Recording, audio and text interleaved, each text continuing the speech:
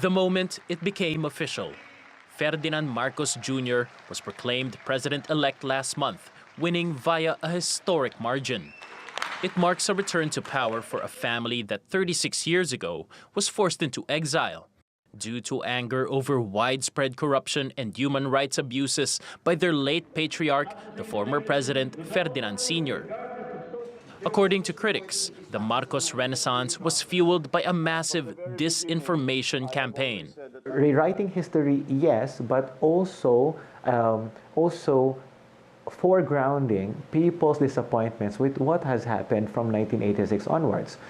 In spite of all the economic achievements of the country, the reality is that there's still so many poor people, the government remains predominantly corrupt, in spite of many strides that the state has accomplished since then. Focus now turns to the next 6 years that Marcos Jr. will serve as leader. The most pressing question for many Filipinos is how the government plans to address the rising price of goods like food and fuel driven by the conflict in Ukraine.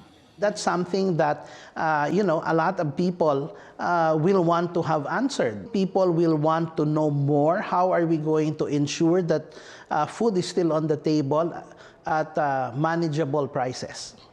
And that's not the only geopolitical issue the Marcos administration will have to navigate. The Philippines is a strategically located piece in the geopolitical chess match between long-standing ally, the United States, and regional heavyweight China.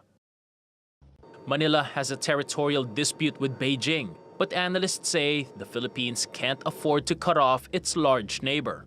We will have to continue engaging with China, and for that very simple reason that we are immediate neighbors, and China is an immediate neighbor with a significant economic clout.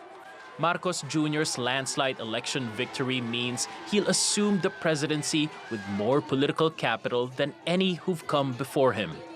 That gives him a strong base to push for reforms that can improve the lives of millions.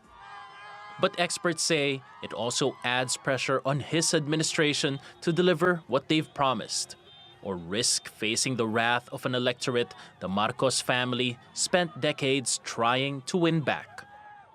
Paulo Montesilio, TRT World.